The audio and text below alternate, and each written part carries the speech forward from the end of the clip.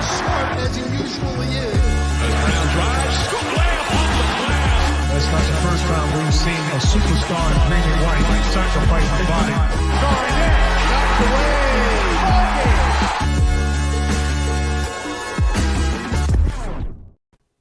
Welcome into another episode of First to the Floor. Ben Vallis here. Thank you for joining us. Hope you're doing well. I'm getting some major off-season fatigue here as we're, I think, 25 days until the first Celtics preseason game, which is incredible. Alongside me, as he often is, it's Wayne Spooney. Spooney, how you doing, man? I'm doing good, dude. I know you don't care about football, Ben, but it definitely takes some of the sting out of not having the best NBA season right now. So I will say I'm always super excited for week one. And then I slowly don't care. And then once the NBA hits, I'm like totally out on football. But for now, I'll take whatever I could get.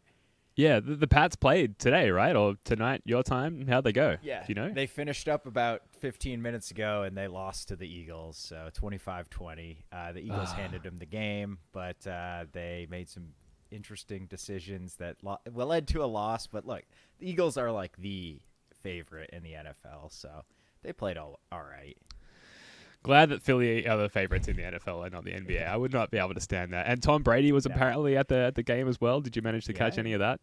He was up in the box, apparently. I mean, I have a 2.5-year-old, so like I'm not watching football all day nonstop like I used to back in the glory days. But we had it on, and I caught it here and there. But yeah, Brady was there, man, taking it in, watching Mac just embarrass himself. Oh shit! Nah, he was fine. He was fine. Cool. Well, we will get to some NFL talk by way of our sponsor, FanDuel, in a little bit. Before we get started on this one, we've got some fun stuff to get to relative to where we're at in the off-season. But just quickly, guys, the First to the Floor podcast, we're running a promo at the moment, a Celtics jersey giveaway promo, where you could go in the entrance to win, or go in the draw, rather, to win your very own Jordan Walshy jersey, a custom Walshy jersey. That's not Walsh on the back. That's our good mate, Walshy, written on the back, sent to you anywhere in the world, every country, every corner of the globe, Antarctica, Greenland, all eligible for entry. All you have to do is leave us a 5-star rating and a favorable review on Apple Podcasts. Obviously, this is to help us with the algorithm. We're running this promotion all the way till the end of the off-season, and we'll do the draw live on a podcast at some point around training camp. So 5-star review or rating on Apple Podcasts. Nice review there as well. If you can leave your Twitter handle on the review there, so we have a way of contacting you, or do a screenshot and tag us on Instagram at First to the Floor, so we have some way of knowing who you are. We'll do a draw at the end of the offseason and send you your very own custom Walshy Celtics jersey. Spoonie, are you gonna formulate a burner iTunes account and try and get in the draw here? Buddy, I got my wife's, I got my mom's, I got mine. I'm getting that Walshy jersey. Also, I love really hitting the population centers, Ben. Greenland and Antarctica. Really, lots of fans in both those spots. Scientists love us. Oh, look, it's truly global affair here on First to the Floor. Right. We're all over the road. All right, before we get to the top concern for each individual Celtic player, and don't worry, we are going to run it back with the top most, I haven't figured out the title for this yet, but the top most favorable thing about every Celtic player going into the next season. Before we get to that, we do have a new signing to get to as I cue up the music here. We got the Funk on the Boston Celtics, Wade Spooney. Taylor Funk, a 25-year-old guy who plays basketball. Correct. The Celtics have signed him. Spooney, I reached out before we got started and said, can you gather some intel on this gentleman so that we can give the people at home something to take away from this signing? What have you got on Taylor Funk? Yeah, so he is one of those dudes who spent a ton of time in college because he had a redshirt year and he had a COVID year. So he actually played in college for 6 years, which is longer than many guys' NBA careers. Was in St. Joe's in the A-10, played UMass a few times. But last year, his final year of eligibility, he transferred to Utah State. And tell me if you've heard this description of a Brad Stevens deep bench signing. He's 6'8", 6'9", and he shoots threes. Brad is getting a type here. So he 37% from three last year, I believe around that the year before. He's an incredible free throw shooter, which also really indicates the level of shooting. 90%, 87%, 90% from the line. And what I will say, what I really liked about when I just watched some highlight videos. I'm not like watching full Utah State games. I apologize, everyone. Like even I have limits. Yeah. But the threes he takes are not like wide open, standstill corner threes. Like he shoots with hands in his face. His jumper is smooth. It's like perfect. It's he's got a nice high release point. He gets it off quick. Like this dude has a beautiful jump shot, and like so I understand where Stevens is coming from, but I don't know how else to describe this other than he moves kind of like a center, which is not great. I do not mean that as a compliment either. Like he just seems like really labored in his movements, even like in a straight line. So I think athletically he's probably really lacking, and that's probably why a 6'9" guy who has a nice jump shot went undrafted, right? So plus he's already 25, so he's Jason Tatum's age, you know, to put that into perspective. So I Exhibit 10 deal, I think we've seen it with Brad. Like he is just going to filter through 6'6" to 6'9" guys who can shoot and hope he hits on one every now and again. And he's already done it it's already worked with Sam Hauser, right? Like Hauser on a ridiculous cheap contract for 3 more years. Like that's a home run. So I love this strategy from Stevens. Like keep bringing in big shooters in the door, and once in a while you'll hit on them. They'll have tremendous value, and I just think that's such a great way to use your deep bench, as opposed to Ainge was sort of more of a Tremont Waters, Carson Edwards, Taco, like these guys who don't really make a ton of sense in the modern NBA, but maybe are like stars in college. Whereas Stevens is almost looking for like high-end college, because this guy was essentially a role player for Utah State. Like it's not like he averaged 22 a game. I think he was like in the mid-teens, which is good, but it's not like Carson Edwards averaged like 20 something, right? So, so I like the process from Stevens, and maybe he'll shoot lights out preseason and he'll get that 15th roster spot. I mean, I would be very surprised if he ended up on the roster beyond training camp. This is like, this guy is a big body to defend the Jays and Sam Hauser and that kind of thing in training camp, and just provide somewhat of a challenge defensive. That said, while he is under the Celtics radar, we will be bringing home the funk as often as we can. A couple of white guys on a podcast here.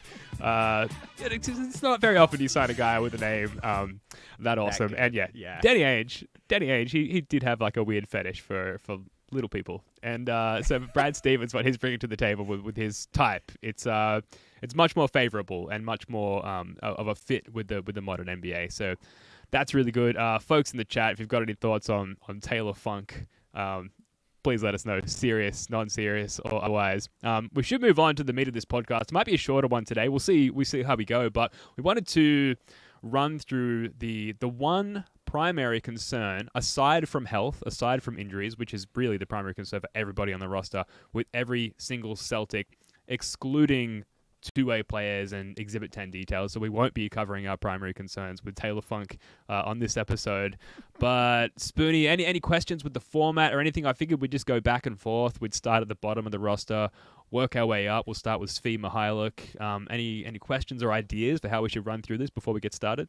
No, that process sounds good to me. I did cheat on one guy, and this guy you so just have I. to talk about health. So did I. I did cheat once. I won't ask. We'll find out when we get there. All right, I'll start, and then we'll kind of go back and forth snake draft, and we'll see if I have as much trouble with the snake draft as I did last time we used that format. So Svi Mihайлuk, my primary concern is just like, is this one of his good three-point shooting seasons? Because if you look back at his three-point shooting percentage since the beginning of his career, he's kind of been zigging and zagging the whole way. And he zigged, I'm going to say zig is good. He had a pretty good shooting percentage from beyond the arc last year with the Hornets primarily. Is this going to be a downtick, or given the opportunity, is he going to be able to capitalize on those opportunities when defenses are swarming towards the Jays? Spoonie, by your reaction, I'm taking that's your main concern as well. Yeah, mine was, can he actually shoot? Because, like, realistically, he basically zagged his way out of the NBA, and Charlotte just kind of took a late season flyer on him, and he shot the absolute lights out of the ball, and that led to him becoming a Celtic. Because had he not shot well in that, like, 10 or 15 games, whatever it was, he probably would be in Europe right now. So I think that's, like, when you're a guy who is not a positive defensive player and you're not taking people off the dribble and playmaking, like, you just have to shoot in the modern NBA. There's no way around it. And Svi's weird because he came out of college a shooter. He shot it fine for his first year or two, and then it just kind of disappeared on him. So I do think he can shoot. I think he's been on some bad and weird teams. Like, he's going to have the easiest shots of his entire career with the Celtics, playing with Tatum, playing with Brown, playing with Kristaps. So I think the answer to this one is yes, he can actually shoot. But yeah, I'm with you, Ben. Like, you're not an NBA player if you can't at least make like 37% of your threes. Yeah, especially in that role. And a comment here in the chat. And folks watching live, like, let us know your concerns with each of these players as we run through them, and we'll feature them on the podcast as we go forward. But Adam in the chat, regarding Svi Mykhailiuk, can he actually defend bench players? That remains to be seen. There's ample sample size that he cannot, but also it's like that's not the concern, because that's not the expectation. The expectation is that he'll capitalize on open corner threes, right? And we're not necessarily asking him to come out there, a la Marcus Smart and lock down even like the opposing team's worst players, let alone their best players. So whether he can or can't, like, I'm not really concerned because I'm not expecting that of him, if that makes sense. Yeah, I'm more concerned about, can he execute the defensive scheme? Like, he's going to get blown by here and there. That's fine. But he can't be a target every single time down. And that's a pretty low bar, frankly. So, and I'm not 100% confident he can meet that bar, but but he has a chance. He has a chance to meet that bar at least. So we will see. I'm pretty excited. He's a fun deep bench guy. I think he could have a decent year. All right, you've got Delano Banton Spoonie. What do you got here? Yes, What's your top concern? Okay. Was that showing in Summer League the real Delano Banton? Meaning, was that absurdly horrid inefficiency who he is? And he has not been particularly efficient in the NBA. And it kind of concerns me. Like, okay, if you can't have any threat of scoring, how are you going to play make? Because nobody's going to be open. Because no one's going to help off of their guy to stop Delano Banton. So, yeah, is he truly this horribly inefficient is my primary concern. Yeah, my primary concern is an extension of that. My concern is, like, does he even make the roster? Like, I think he's got $200K guaranteed currently, and he gets another $1 million fully guaranteed on opening night. So obviously he's got training camp between now and then, and like he is sort of competing if you think about his like archetype. Like, yes, he's a guard, but like how he'll be used, like it won't be for playmaking. Like you touched on there, Spoonie. It's primarily going to be for like defending bench guards, and there are other people who are coming along to training camp who possess those abilities. So, you know, he's partially guaranteed or barely guaranteed for a good reason there. He has to prove himself. And so we had a moment during the off season, sort of in the wake of the excitement with Porzingis. Oh, Delano Banton, Brad's doing work, but like at the end of the day, like he's not fully guaranteed financially or, you know, otherwise. Does he even make the roster, I suppose, is my concern. And yes, that doesn't speak to like what we should be concerned about in terms of his on-court play, but I think you pretty much like nailed it there, Spoonie, as far as like what can we expect from him offensively. So we'll see. Jordan Walsh, if we want to move on. My primary concern is, does the defensive prowess just not translate to the NBA? Like, we've seen it in college. We saw it in the Summer League. There was also, you know, the way that we watch Summer League games, especially when there's no, like, first-round talent on the team, is through rose-colored glasses. And the Walshy experience was great, and then you add, you know, the amazing three-point shooting, the unexpectedly amazing three-point shooting. He did have a lot of holes, like, sort of fundamentally in his game, and what I noticed a lot is how he would not box out frequently, rebounding defensively. He would get backdoor cut, you know, quite a lot as well, just as far as, like, not necessarily paying attention and sticking with the defensive scheme all of the time. You mentioned it was Fee. Like, you can kind of like get away with some singular defensive deficiencies just by sticking with and playing within the team scheme. We know Walsh is kind of the inverse of that, at least. Like, we know that he's a great individual defender. Can he like keep up with an NBA defense? So that's kind of, I wouldn't even necessarily call it a concern, because like relative to expectations, like I don't think we're expecting a lot of Walshy coming into this season. But if I just have one concern that comes to mind that might put him on the bench or send him off to Maine sooner rather than later, it might be his potential inability to play within an NBA defensive scheme. Okay, so that's a great one, Ben. It's kind of like Jaylen Brown, right? Obviously, Brown's so good offensively, it doesn't matter really defensively. But like on ball, when he's locked in, he's awesome, but he just doesn't execute the scheme efficiently all the time.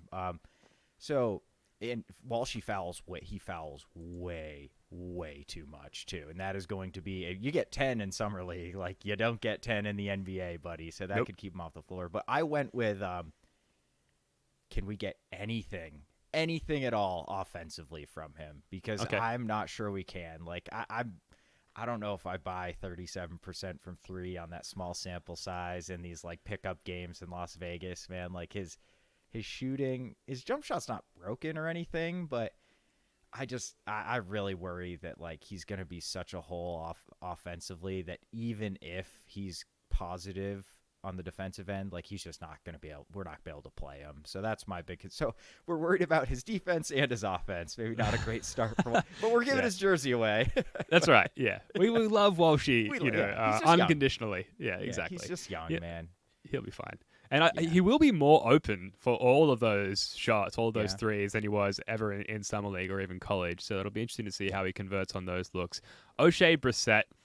I got lazy with this one. I just put, and this is based on sort of reading your, not that recent, but, from this offseason article on Celtics blog, Spoody, on O'Shea Brissett. I just put most likely to be terrible, like most likely to be the scapegoat, the top candidate as the team's scapegoat in lieu of guys like Grant Williams and Marcus Smart, who was often a scapegoat for the Celtics. Yeah. I feel like part of it is like what we need / expect O'Shea Brissett to fill skill-wise with Grant Williams out the door. And, he's on a vet min. So that should tell us everything we need to know about like what we should expect from him. And yet the void we're looking to fill is much greater than that. And therefore, I think naturally, expectations are going to be greater than what we would normally have for a vet minimum player. And he's just not that good. He's just he's just not that good a player. Yeah, and so therefore he's gonna have multiple bed shittings throughout the season, possibly early, and develop a cohort of hatred among Celtics fans, I think. So my main concern is, I guess, for his mental health if he checks social media after games, and just for his likelihood to disappoint. Yeah, I think Brissett becoming a scapegoat, if there's a guy on the roster you could bet on, it'll be him or Jaylen Brown, I think. Jaylen. Yeah, well, and you're right. Like, I'm not super high on Brissett, so if people talk about him like he's this plus amazing defender, he's really not. Like, he's not terrible, but he's also limited offensively. So it's like, can he defend at a high enough level that like he forces himself to be on the court where his like mediocre 3-point shooting and not much else is enough? And I'm not super confident he can. Like, he's fine. He's fine on defense, but he's a below average offensive player. So then it's like, you might as well see what you got with Walsh, or at least V, is probably a plus offensive player. So I'm with you. I have a lot of concerns with Brissett. I hope he proves me wrong, because he's shown it in flashes. He's had times where he's played well, so maybe he can. But yeah, my concern is sort of just he's got to be really good defensively in order for him to play, because he's just not a good offensive player. We know he comes from a top 3 basketball nation in the world. Third place in World Basketball Championship, beating out the US last night. I guess it was this morning for you, Spoonie. So maybe he takes inspiration from that. Luke Kornet, non-guaranteed. He's fully guaranteed on, according to SpotTrack, the 10th of January, 2024, which seems odd, but that's the data. I really have no concerns about Luke Kornet. I actually found Luke Kornet to be the most difficult player to... got a good one. okay, generate concerns for, because for me, he's like the most perfectly positioned, expectation-wise of all Celtic players. So just like rock up, be healthy, like manage the vibes in the locker room in lieu of Blake Griffin, and just like give us your like 5 to 10 minutes a night. That's it. Yeah, that's fair. He had a lower defensive rebounding percentage than Tatum, Blake, Vonleh, Horford, Jaylen, Grant, and Brogdon last year. Okay, well he is an awful defensive rebounder, and when you're a 7'2" center, like you just cannot be bad on the defensive glass. So that's my concern with Luke. It's been a concern his entire career. He's now like 27, so I don't think it's going to get any better. But you're right. Like, he's good enough at other stuff that he's, he can give you 8 minutes and it's fine, and he's not going to kill you. Maybe he hits 2 threes and we have a lot of fun, and he's doing the Stroh Swift bird celebration, and everybody's having a great time. And he's a great offensive rebounder, so he makes up for it somewhat by extra possessions. But the defensive rebounding, man, is that's a glaring hole in his game, I feel like. But yeah, ultimately, the big question is whether he can keep the vibes up in Blake's absence, and that's the most important thing, maybe on the season. Yeah, incredibly. Forget Jason Tatum's MVP candidacy. Yeah. What we're really concerned about is Luke Kornet and the vibes Exactly. in the locker room. Yeah, very valid concern. All right, what have you got on Sam Hauser, Spoonie? Okay, I think we all agree, right? The house trap, like Sam Hauser's defense was average last year, which was way better than any of us expected. But was that real? Like, I wouldn't be shocked if all of a sudden he's getting blown by and teams figure out, like, oh, don't just isolate him with a bad ball handler. Put him in off-ball stuff, make him uncomfortable, and then go by him. Or, make him close out on a shooter, pump fake, and then blow by him. So I'm mostly worried about, like, if that defense from Hauser is legitimate, like, this dude is going to have a 15-year NBA career. But I think he's just got to show it for more than 1 year. That's all. Yeah, I had defensive drop-off as well. Yeah, nice. Would be the most heartbreaking thing. Maybe Yes. a repeat of his mid-season shooting slump as well. Just he starts to sort of spread out the sample size of like exactly how good of a shooter he is, and maybe gives us more of a bad sample size to sort of average out his actual, the eliteness or lack thereof of his shooting. I think that's less likely than the defensive drop-off, but it's something to be concerned about. I want to pause and just acknowledge for any Celtics fans listening or watching live, pulling their hair out. We are going to do, like I said, the top thing we're most stoked and excited about going into the season for each player as well. So this is just, this is part of the conversation, but we're going to end with the good stuff a little later in the week after our trivia show, which comes on Tuesday night. Peyton Pritchard, my main concern is that he somehow remains unhappy with his role. Like, just say, for example, Malcolm Brogdon gives us everything we need off the bench as far as an additional ball handler, an additional playmaker. I know we're not necessarily expecting that, and if anything, we're expecting Brogdon to back up Jaylen off the bench. But let's just say Brogdon, he comes back, he's been appeased by the front office, he's no longer butthurt about the offseason near trade. He's spent time, thinking inwardly, but also studying film and figuring out how he can be a better complement to players on the team. And he gives us everything we need from a backup playmaking perspective.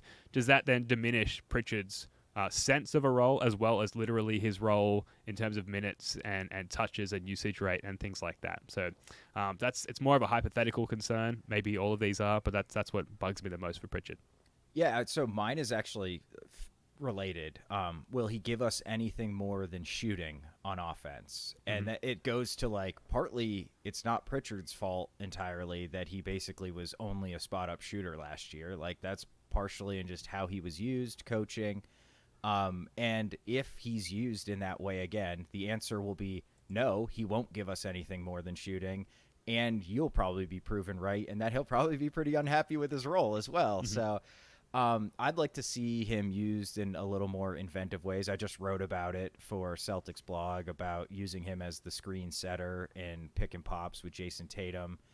And there's ways you can use guys that are great shooters that isn't just stand in a corner or have them be the ball handlers, the pick and roll. Send them off screens, send them off down screens, have them, cut baseline. I'm there's a lot of things you can do, and we didn't really see it at all last year with Pritchard. So I'd like to see him, get a little more comfortable, see a little bit more of the ball, and because he's decent, like at the floater range, pulling up from mid range. Like he's an okay finisher. He's a good finisher for a 6'1" guard. So Yeah. he can give you a little bit more. I'm not high on his playmaking, so I don't expect that to really go anywhere. But yeah, I'm with you, Ben. It's like I'll be interested to see what his role is, and I think a lot of that will depend on whether he's happy and whether we get the most out of him. Yeah, we'll see. His happiness is important to me, like personally, and like my enjoyment of the season. Like, I just want that guy to be happy. He's cool. I enjoy Peyton Pritchard, as I do everyone on the roster, but Peyton Pritchard's happiness on and off the court is like personally important to me. Al Horford, if we want to move on, Spoonie, what have you got? Your number one non-health related concern for Al Horford? Okay, so this isn't the one I cheated on, but it's getting close to cheating. Yeah, I know, it's right? just like, at what point does age just hit him, right? And he just isn't the defender he's been. Because I think we saw his age-related regression really like inside the arc offensively, where like Al used to get up for like oops and jam on people and post up and bang bodies. He just did none of that last year. He just basically shot threes and was used as kind of like a playmaking hub here and there. So will the age-related regression finally hit his defense? And then I think we're going to have to start talking about, wow, how many minutes can we really play Al Horford? Not because we want to preserve him, because maybe he's not that valuable anymore. And please know, Horford is my favorite. It pains me to even consider this possibility, but like, he's 37, man. Like, it's going to happen at some point. Yeah, absolutely. It's happening to me in my regular life. Not that I'm close to an NBA athlete at all, but yeah, almost 37 years old and struggling. Yeah, I had Father Time comes a knocking for Al Horford, so essentially the same thing. I'm going to get to some 2K stuff later because that game, 2K24, has just come out, and Horford in his adjusted role in 2K, obviously there's very few parallels between NBA 2K and the real life NBA, but Horford coming off the bench as a backup big in a limited role will hopefully prolong what we're or the opposite of what we're fearing there, and that he continues to be an effective player. Malcolm Brogdon still can't figure out how to gel with key players, a la, or e.g. Jaylen Brown and Rob Williams is my main concern. So essentially, aside from health, which we're excluding, a continuation of last year where he's just unable to get the best out of some of our most important players. What was your top concern for Malcolm Brogdon?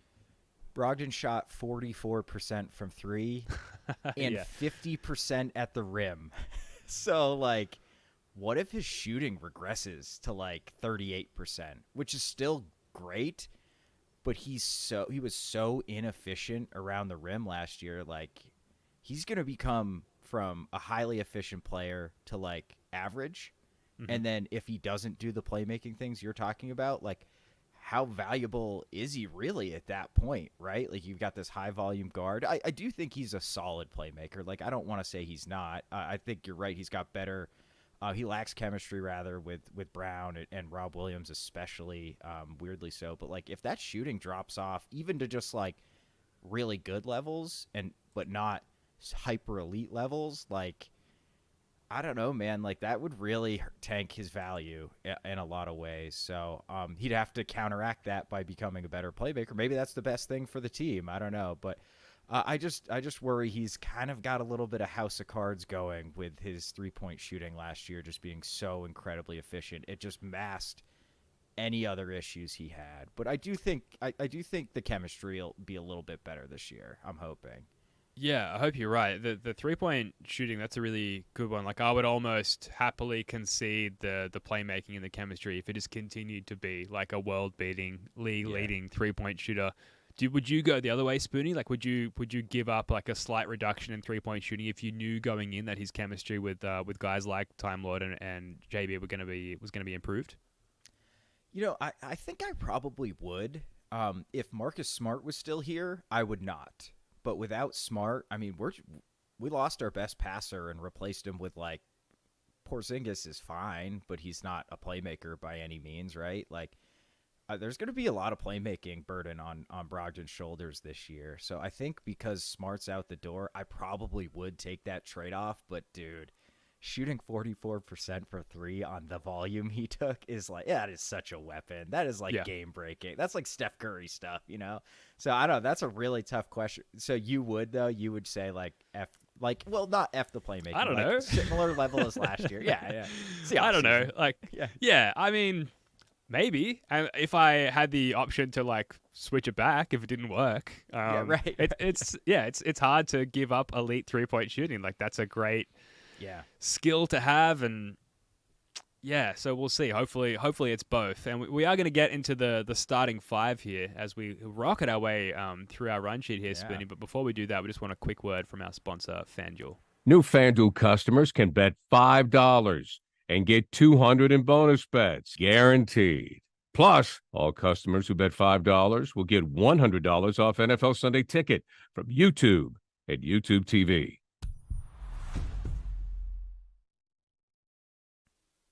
We won't spend long on this, Spoonie, but from what you saw today from the NFL opening day or opening weekend, I guess it is now, have you been influenced one way or the other? I feel like you're like glancing down at FanDuel right now, so I'm trying to elongate my sentence. All right, let's hear it. Okay. Bills, Jets, Monday night, battle in New York. Everyone is on the Jet. Oh, they got Aaron Rodgers. They're so loaded. Aaron Rodgers was not good last year. I'm sorry. He was not good. Bills, -2. They're one of the favorites for a reason.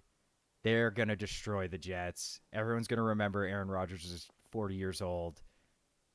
Give me the Bills, -2. Lock it in, and forget I said this if they get blown out. Yeah, gamble responsibly. Yes, of course. But yes, also lock that in responsibly. Within an amount you can afford to lose. Right. All right, let's move on. Thanks, FanDuel, and thank you for CLNS for presenting this First to the Floor podcast. Robert Williams, is this the player that you are just like, it is health, right? Yeah. Yes. Porzingis was maybe the other candidate, which we'll get to, but if Robert Williams is healthy, it sounds like we fully agree on this. Folks in the chat, let us know your thoughts. If he's healthy, then we really have no concerns because of what he brings to the game on both ends. If he is just the Robert Williams that we have come to know and love pre-multiple surgeries. Yeah, I mean, that's really it. Like, he's got holes in his game. Do not care. He is an absolute game breaker when he's fully healthy. He can switch. He can protect the rim. He gets in the passing lanes, and he dunks everything. I'm pretty sure he's caught 3-point shots and dunked them. I may be making that up. But, like, he's just such a potent offensive player with his vertical spacing and his passing, which is something we didn't see a lot last year. But, like, Rob knows how to read the game. He knows how to hit passes. He's accurate. So, like, I don't care about his skills. I'm not worried about anything related to his skill set. He's just got us. I put specifically healthy for the playoffs. You can play 35 games in the regular season, Rob. I don't care. We'll laugh about Luke giving us 15 good minutes for 2 months or whatever. Just give me one playoff run while the Jays are in their prime, dude. That is all I ask. Just please, one. God. Please, God. Please, Red Auerbach from above. All right, Derek White, Spoonie. What's your number one concern with Derek White? I couldn't pick for Derek White, so let me give you one, and then maybe you have the other one. So, can he handle being the lead ball handler? Yeah, that's exactly what I had. Okay, all right. Yeah. Because he did it in San Antonio, but those teams sucked. And he had DeJounte Murray next to him as well, so it's not like he was exclusively this high usage point guard for the Spurs. That's a hard role to play, and it's one Smart struggled with, but was pretty good at it on balance. I think he can, but I also think you'd be crazy not to at least worry a little bit, right? Yeah, I worry a lot. Every day, every second of every day. That's all I do. Yeah, it's big shoes to fill playmaking wise. I think, if anyone can do it, it's going to be Derek White. But, when he had that player of the week stretch, it wasn't necessarily the playmaking that he was being celebrated for at that time. There was a lot of, scoring and at defense, of course, a lot of other things that sort of brought him to the top there, not his playmaking. But, with an off season to sort of study and prepare, if anyone on the roster can fill those shoes, I believe it's Derek White. I do believe that he's a cognizant intelligent, high IQ player who can adjust to certain roles and has a really good history of doing that. If you think about the way that he like came to who he is now, and he's come up, if you will, he's faced a lot of challenges and he's had to adapt his game, multiple times at multiple points in his career, at varying levels of status to get where he is now. So I do think that he's demonstrated an ability, but when it comes down to it, it's just like, do you have the talent? Do you have the ability to see the game that way as an elite playmaker? It's kind of what we need from you.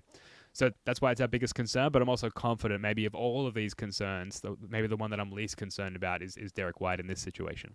Yeah, same. And look, it's like, it's great that you play the game the right way and never make bad decisions, but look, sometimes you just need your point guard to crack somebody off the dribble and get to the rim and make a play. And sure. like, I think Derek White can do that, but like sometimes he's kind of passive. Like maybe he won't kind of live up to that moment when we need it late in a game. Just like, we need you to make a play, dude. Like Tatum's getting doubled, Brown's off tonight. Like you just got to get to the rim. I think he will. Again, I'm with you. I'm very not concerned about Derek White. But there's a question there. And the other one I had was, is the shooting bump real? Because he had a nice little jump in his 3-point percentage. I also believe that is his jumper just looked better, and he only went up from like 35% to 38%. It wasn't like 10%. So I think that's real too. We're all surprise, first to the floor, high on Derek White. Yeah, high on anxiety, about the whole too. team. But yeah, high on Derek White. Shout out to the mistress there, and Jake Eisenberg. So before we move on to Porzingis, I had a thought there on Derek White. Yeah, so that was my one good memory from Game 7 against the Heat was Derek White actually being decisive and breaking guys down off the dribble and getting to the rim and like being the best version of Derek White. Unfortunately, that's peppered with and surrounded by so many bad memories that kind of dominate like that mental space. But it's one game, but like, has Derek White found something there ability-wise? And then as far as the shot, like he was sort of making that adjustment to his shooting form going into last season. So you've got to hope that like with more time, with more reps, with more practice, with more in-game reps as well, that becomes just more of a natural motion for Derek White there. Kristaps Porzingis, when push comes to shove, this is my major concern. Is he going to gel with the Jays? That's kind of like, that's the big deal, right? Like we've got, like I would say that it's a big three. Would you agree that this is like technically a big three? Yeah, I mean, look, Porzingis averaged over 20 points a game last year. Like, he is a borderline all-star. It is now, maybe it's even a big four. Ooh, Derek White? Yeah, of course. Call it a big five. Yeah, it's just like when it's all said and done, Brad Stevens, he's done the math, he's done the paperwork, he's done all of the envisioning that he can do about how this is going to fit together. Like, will it? Does it? Can they gel? And we've seen so much of that brought into question with just the big two, with the Jays, Jaylen Brown and Jason Tatum. Are we actually going to see Porzingis somehow integrate into that? And this leads into my concerns, not to give too much away, about HJ moving forward. Like, how are they going to handle that integration as well? So I hope it works. That's my concern. Yeah, and one thing I noted is, like, it did not look great for Porzingis with Luka. He didn't really seem to fit with Luka. I get it. There's some serious like anomalies with Luka's play style that I think led to that. But look, Luka's usage is lower than if you combine the Jays' usage. So there's like more of the ball technically in Dallas than there is in Boston. I think the flip side is Luka also pounds it for 15 seconds every possession before he does anything. So they don't quite play like that. But yeah, I think that's exactly what I had. How will he fit next to two high usage stars? I think that could be the same for Jaylen Brown and the same for Jason Tatum. But I did come up with other ones for those guys. All right, cool. Yeah, same. So on that, what have you got for Jaylen Brown? Will the 3-point shooting come back? And that's better than mine. We didn't really talk about it much last year, but Jaylen Brown shot 33.5% from three last year. Like that's bad. We talked about Tatum shooting, but he was over 35%. Like 33.5 is not good, man. And like, I don't know. I'm not real worried. I do think it'll come back. But that kind of changes his offensive game if he's not like an above average 3-point shooter. I think he kind of leaned into getting into the mid range, getting to the rim more last year, and maybe like on balance that's a good thing. But like, you know, it would be even better if he did all that stuff and shot 37% from three. So I'm hoping he gets back up to that sort of above average shooting level. Yeah, well, I very much agree with that, and it kind of leads into my main concern, which is, can he live up to the contract in his mind?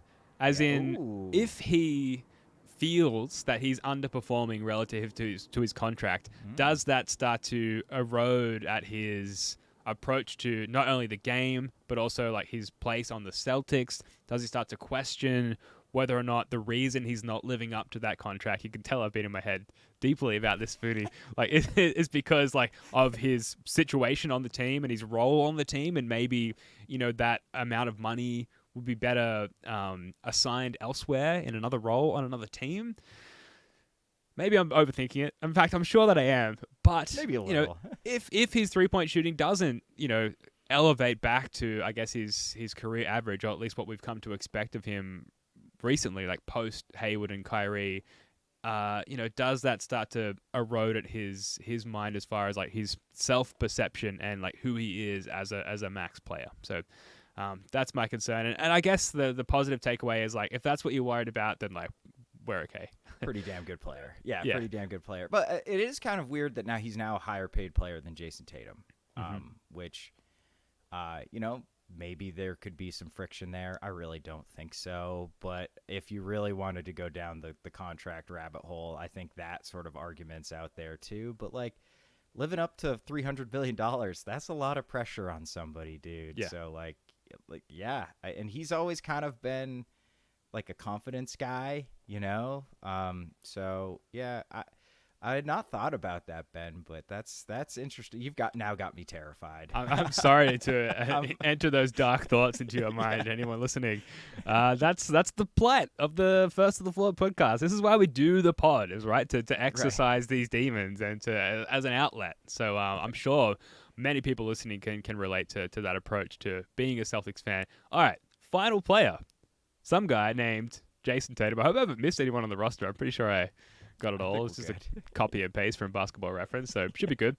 My main concern, what's the end result to everything if he doesn't make the leap? That is shooting more efficiently, playmaking, filling the leadership void, which is huge, and Brad Stevens has been really vocal about.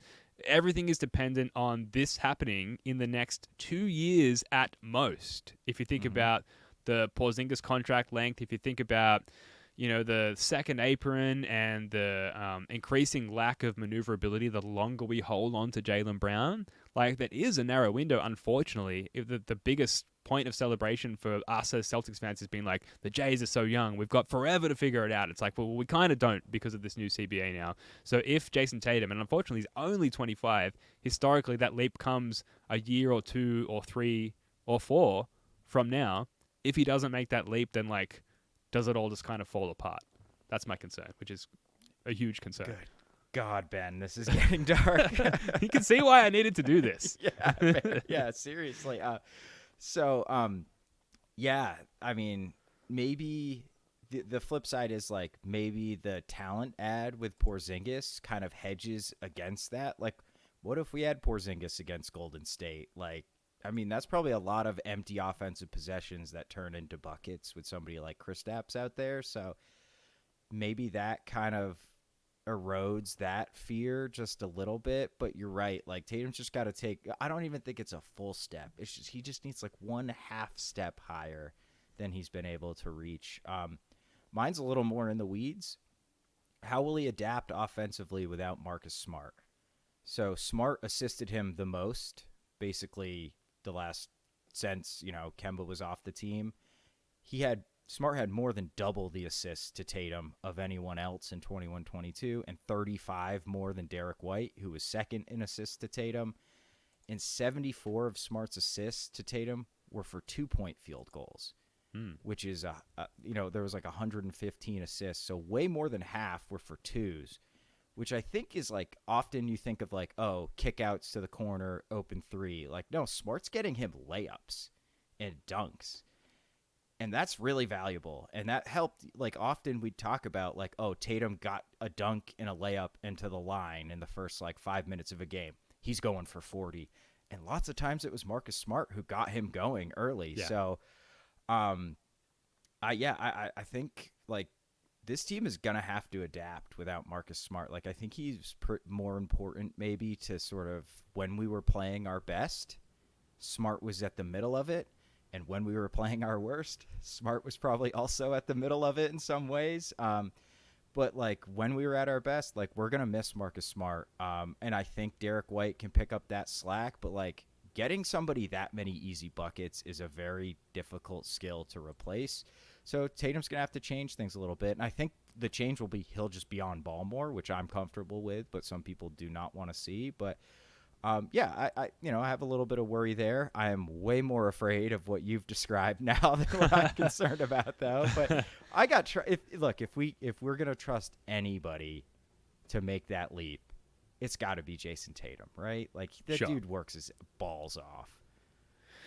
Yeah, I mean, I guess I don't worry that much about it because I suppose at the end of the day, I'm pretty confident that he can and will and has shown signs of him making that leap. But you mentioned it, Spoonie. Marcus Smart, I've long maintained this, is the world's leading expert on the Jays. Like, and just who they are and how they operate. And without that expert and their ensuing expertise on the court, like tutelage. making the Jays, making the Jays like be themselves. The Jays have to fill their own shoes, and Tatum is really at the helm of that as far as like how far this team can go. All other concerns that we've articulated here, none of them matter nearly as much as like can Tatum just like be that guy. And I think we all think he can, so it's not that big a deal. Are we going to do Joe Mazzulla as well? Adam is asking in the chat. I didn't have anything prepared on Joe Spoonie. I mean, I think just the first thing that comes to mind is like, can he shake off the rookie coaching cobwebs and show the best of last year, which we saw plenty of, particularly in the first half of the season, while doing away with some of the really obvious criticisms like the lack of timeouts, like not necessarily, at least from watching from home, being like the voice in the huddle or the locker room. Can he quell those criticisms? So what do you think? Putting you on the spot here, but I think it's a valid question. I think about when we had Corrales on a lot, and he was kind of like giving his analysis about Grant Williams' interview and how he was saying like Joe's so analytical. Like instead of like Udoka would just be like, do what I told you to do, but do it better. And Joe would be like, okay, that didn't work. Next thing. I want Joe to get a little more asshole in him. Like, sure. You know what I mean? Just like be better. I've just like be more confident in his game plan. Maybe just like stick with stuff longer to really see if it works. Because at times guys kind of looked confused defensively, which was not a thing under Udoka. Like they knew where to be at all times. So maybe simplify things just a little bit, I guess is where I would say. And kind of let the talent just be the talent and don't try to be like the brain behind the talent all the time. Like Joe, you'll have your opportunities to be that guy, but sometimes you just got to let the Jays be themselves out there. And just like get them to play a little harder as well, please. Just a little bit harder. Because nice. They coasted at times last year. Oh yeah. I think that he will figure that out because that approach you mentioned from last year of like, oh, that didn't work. Next thing. Like that's just another way of saying trial and error. And at a certain point in any sort of aspect of life, work or parenting or whatever it might be, you do eventually rule out all of the things that don't work. And you're left with a nice, bag, if you will, for lack of a better term, of tools to pull out in certain situations. And he had an incredibly successful rookie coaching season despite all of that trial and error, emphasis on error. We saw much of that. And I do believe that, moving into his second season and you add the veteranship, is that a word, of his assistant coaching staff that he's brought on, like I do have a lot of confidence. It might be the least of my concerns among everything that we've talked about in this podcast. Like I think that Joe Mazzulla can figure that out and may very well have and might be chomping at the bit to get out there as a coach in his second season. anything else you want to touch on concern-wise, like a secondary concern that maybe didn't come up before we wrap up here, Spoony? This is Gorman's last year, right? Yeah. Yeah. Yep. That's a concern. That's my biggest concern with the team. I love Grandy, but like Mike, man, the swan song. I'm gonna enjoy every time he's on the call. Yeah, just enjoy every single moment. Yeah, fully agree. And just to wrap up here, Spoony, I take it you haven't had a moment to play the new NBA 2K. Have you played? Is it Starfield? Have you played that game? I have not played Starfield. I'm a weirdo, dude. Like I play old games that I missed. So I've been playing Assassin's Creed Odyssey. Oh, I've played that. That game rules. Yeah, it's awesome. Yeah, that game was the last game that I spent way too long on before my daughter was born. So I'm very familiar with that game. That's great. Some accurate Greek history and some very inaccurate Greek history. Yes, I can tell. In that game as well. All right. Well, just for the 2K nerds out there, I wanted to deliver an update on what 2K24 specifically is like for the older Celtics fan, like AKA me. That is someone who buys the game every year just to play the GM mode, my NBA with minimal gameplay improvements. No my career, no my team, none of that money grabbing stuff, just the pure non-micro transaction based version of the game. And folks watching, listening, let us know in the comments your experiences with the game so far. So here are my takes after playing it a few nights in a row now since the game came out after my daughter and wife go to bed. So kind of limited, but I've been playing the game since 2K8. So I like to think that I've got, some thoughts here. So Jason Tatum, first of all, is legitimately powerful in this version of the game. Last year was an improvement on the few years prior where he was kind of useless. Like you couldn't use him as a solo get to the basket or step back three scorer. But this year, the shot release is pure, if not better than his rookie season in 2K, which diehards know was an OP jump shot release. So Tatum's incredible. He's rated 95. Draft him in your 2K fantasy drafts, playing with your mates. He's good. He's legit. He's Durant level in 2K. There also seems to be a bump off or off arm feature in the game. So, for example, if Tatum's defender stays with him all the way to the rim, Tatum is now big and strong enough to bump the defender off position and then finish cleanly with a layup or a dunk. Awesome and unprecedented in my 2K experience. A few more. Sorry, Spoony, stop me. This is a rant, so just feel free to jump in. I will rant here. Apologies to all rant haters.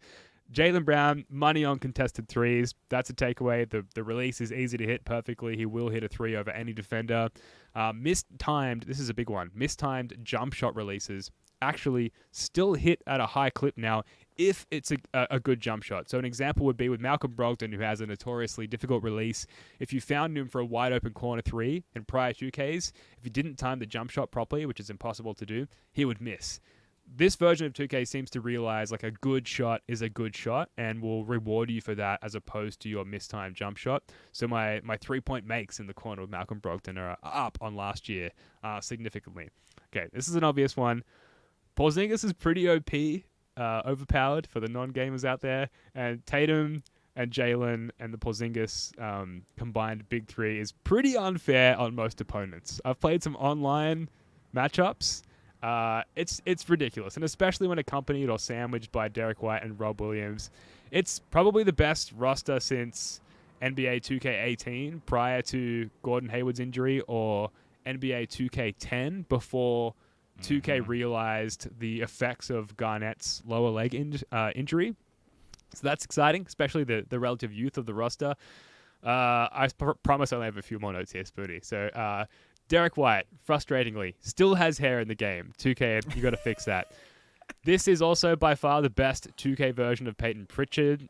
His jump shot is money. He's fast. He's a terrible defender. He's basically finally an accurate depiction of Peyton Pritchard. 3 more. Al Horford, I already mentioned this actually, an incredible backup center. 2K are yet to program in his oldness. So he's just a starting center coming off the bench, which is great. Hauser, Brissett, Svi Mihalik, Jordan Walsh, all useless, but the rotation is easily 8 deep with contributors with Horford, Pritchard, and Brogdon off the bench. And I already mentioned this being the best 2K team in a while. So that's everything I've got. Those are the notes from my research, my practical research of playing the new NBA 2K. Folks in the comments now or after the fact, Let us know your thoughts. Spoonie, does that make you more or less likely to, maybe I've spoiled it for you, to go and buy the game? So I have been debating buying this one. I used to buy it I had a Dreamcast, brother. I had like the original NBA 2K. So Nice. I played it forever. And then once it went, I think 18 might have been the last one I played, really. And I just like I got it for free. 2K22 I got for free. And dude, I was lost. I had no idea what I was doing. But I've been debating picking this one up and like watching a YouTube video to like how you take a layup because I like couldn't figure that out. So should I buy it, Ben? Is it good? Is it like, if I haven't played in 5 years, will I be like, holy shit, this is amazing? I do feel like the gameplay mechanics are better. Like I mentioned, that sort of bump off physics, like that's new. It used to be prohibitively difficult to get to the rim with good players. I don't know why I'm doing that, quotes. Like Tatum, like he gets to the rim with ease, and now I feel like the game recognizes that, and it's a little bit more true to life. That said, 90% of the game and everything that 2K puts the effort into is that microtransaction aspect of the game, which is fucking bullshit. But if you just like a MyGM version of the game and you like trades and player development and things like that, then I'll always shout out the MyGM mode there. It's always worthwhile in my opinion. All right, I think you could. I might wait. Usually it's on sale on Black Friday, so I'll see. I can't wait, though. I have absolutely zero self-control with video games, so I will probably own it by Tuesday when we jump on the podcast. Yeah, it's a lot of fun. All right, that is going to do it for this one. Thank you so much for joining us. We'll be back live on this channel Tuesday night for the grand final of our 2023 off-season Celtics Trivia Bonanza. That's going to be a spicy one. Spoonie, love your work, mate. Until next time, go Celtics.